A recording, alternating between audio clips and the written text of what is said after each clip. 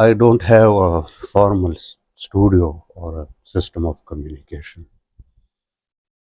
so I have to just be somewhere in the corner of my library or my study, or where generally I sit and then discuss things. Uh, Someone just suggested me that I should have that kind of complete system of soundproof uh, podcast type, something like that, and then with a proper editing and all that. So actually, that did not appeal to me very much. I'm also not into uh, too much of software editing and all that kind of stuff. Actually, I just want to communicate to my friends, and the other aspect is that it's journaling. It's just something that I want to do. I want to keep that in my journal, in my memory, as I had been writing my poems all along. And our today's discussion is also somewhat related to that. It is about uh, journaling. In fact, I'll be using my glasses and this gadget. Just I got it online. It lights. So its light is gone dim. The cells are going off.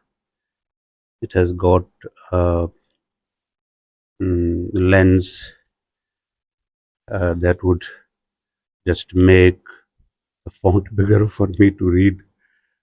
And then, of course, my glasses font is small.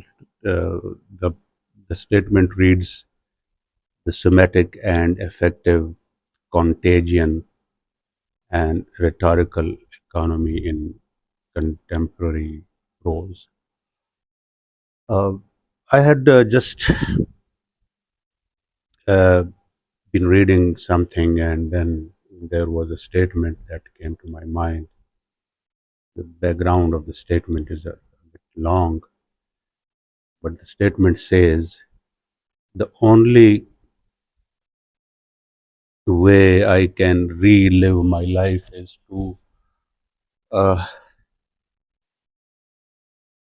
write about it, though emotionally consuming. For when I develop that contagion with the paper, I bleed into it. I must write, and I know the severe rhetorical economy that I shall continue myself with. I am talking about prose. Why I'm talking about prose is because that now I plan to write prose, a fiction that I'm working on. It's not a work of history or some sort of a research. It's uh, plainly a fiction, a prose introduction. So the act of life writing frequently hovers between two opposing forces: the chaotic, visceral reality of lived trauma and the rigid, structural demands of literary artifice. In his programmatic statement on prose, talking about me, Sadiqullah Khan captures this exact tension. His frames He frames the autobiographical act not as a passive recollection, but as a somatic and psychological sacrifice, a resurrection of the past so potent that it manifests as an infectious contagion. So there are a few words in the statement. The one word is contagion. Contagion is something that is, you can say, medically it's infectious. To develop an emotional contagion, this is important, and any writer or any speaker or any person or any communication that cannot create that contagion, that emotional connection, I think that's not uh, mm, communication in any sense at all. So, what are the prerequisites for the contagion? Honesty of purpose, sincerity, empathy, rhetorical quality, how you put that emotion into words, relating to some person or group of people, knowing about them. These are also a few of the things that can develop that contagion. And the other is the rhetorical economy. So rhetorical economy is also needed because you can't simply be talking anything. There are certain constraints that necessitate that rhetorical economy. I personally like the word. Some great historians and writers and commentators, they have been exercising this kind of rhetorical economy while they had been expressing, especially opposing opinions or divergent opinions. This further says that yet what elevates Khan's insightful thought beyond mere romantic expression is his immediate pivot of formal restraint.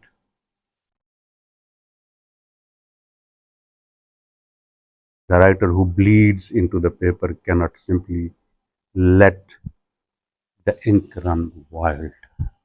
This is important. The statement says to bleed into paper, and when you just bleed into paper, that is just a sentiment. And now it further says that they must constrain the hemorrhage through a severe rhetorical economy. Severe rhetorical economy. This synthesis of high emotional stakes and minimal linguistic architecture defines the peak of contemporary global life writing. Life writing, basically, it's uh, about a memoir I had been planning that was in my mind of some particular place or region where I had spent quite some time. So exploring that history, the society from inside, the relationships,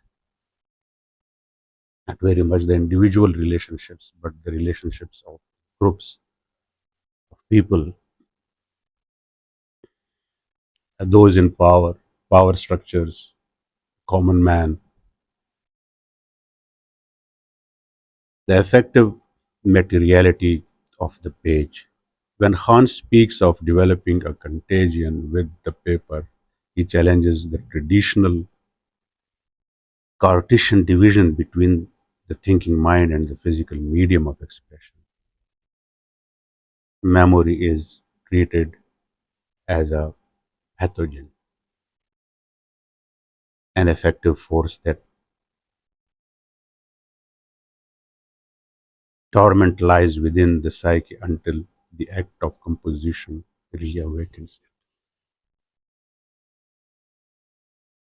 it. To bleed suggests that prose is an act of literal psychological extraction. For the author to successfully relive their life, they must subject themselves to its original vulnerabilities. The paper ceases to be a passive receptacle of symbols.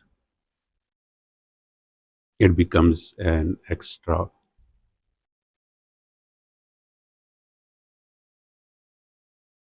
externalized nervous system. This concept aligns heavily with the contemporary affect theory, which posits that text can carry an energetic charge capable of transforming the writer's somatic states directly to the reader. This is an act of transformation that what states of mind you are and how you are going to transform that to the reader. Why to transform that to the reader? Well, it's another discussion. We have to transform that. We have Homer because Homer has transformed something to the reader. We are the readers. We have Herodotus, or we have Gibbon, or we have so many other texts. The pressure of rhetorical economy. The antidote to and container for this emotional spillover is what Khan labels as severe rhetorical economy. In literary theory, economy is the calculated mitigation of linguistic excess. It demands that every word, syntax choice, and punctuation mark justify its existence by bearing structural weight. In autobiographical prose, this confinement serves a dual purpose. Aesthetic distance, it prevents the work from collapsing into unmeditated diary entries or indulgent sentimentality. Emotional compassion by forcing overwhelming grief, joy, or trauma into a restricted rhetorical space. The writer creates an internal pressure.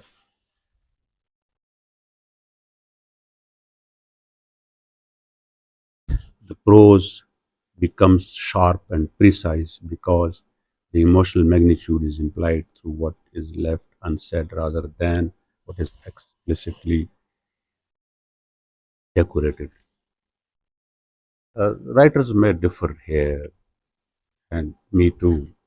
I have this style of writing in the prose that is now coming out, even when it was my poetry, a sort of uh, stream of consciousness, I would say. Whatever comes to the mind, first write that down, and with minimal change, which is only necessary, like some punctuation or spelling or a little bit of grammar, because we who write in second language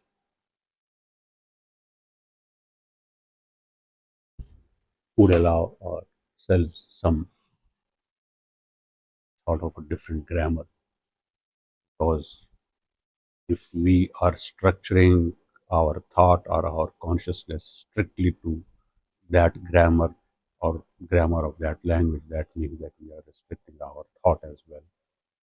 So it should not be to that extent that it distorts the language itself, or the meaning is distorted, but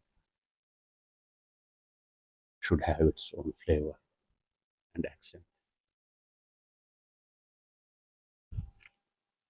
Contemporary parallels global literature. The paradigm establishes Khan operates across various cultures and geographies in contemporary literature where writers use spare prose to negotiate deeply painful personal histories. My poetry has been exploring that. I'd been reading a book or a passage from a book, and then I had been putting that into some sort of or into poetry, in fact, and then allowing the reader to explore further. I would draw my own conclusion out of that, but then I would allow the reader to actually explore by himself or herself.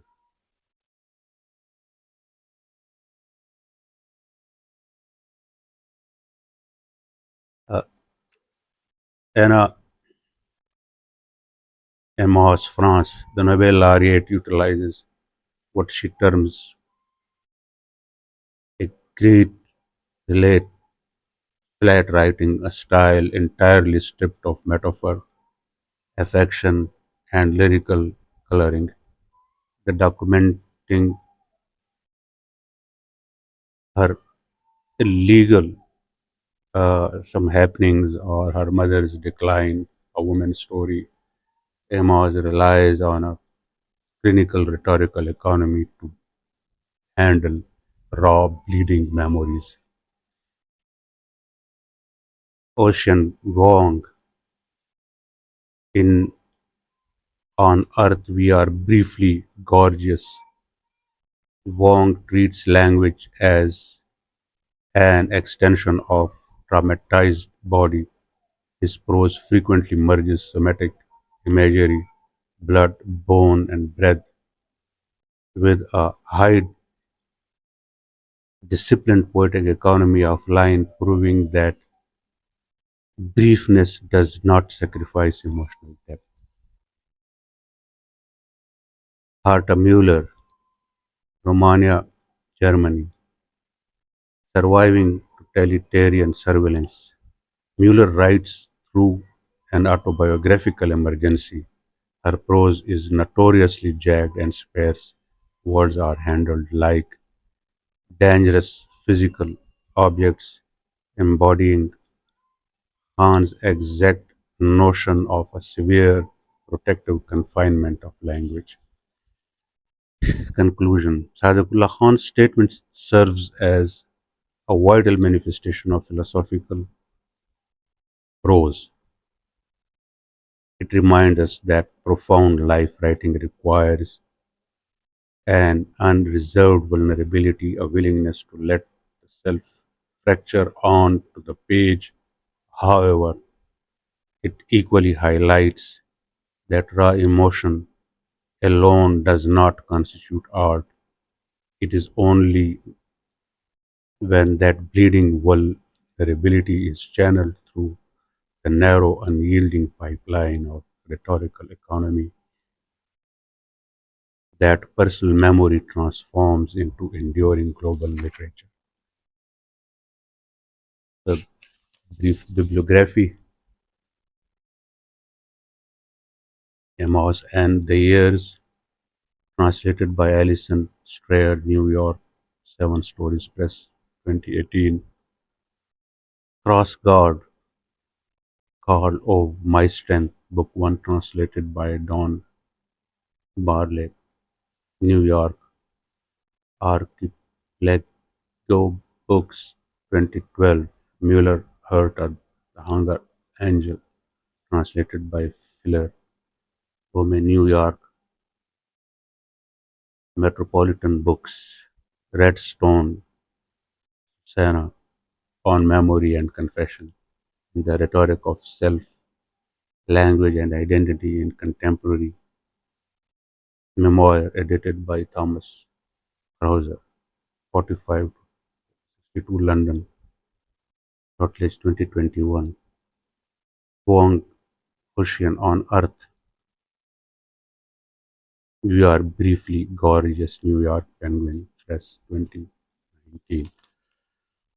This whole discussion was about my view and opinion and my intention that I shall be writing a memoir of a particular period of time, and all memoir, all life, it is so stuffed uh, with history and with so many things, with humans and with trauma and with happiness, merriments, and so many things.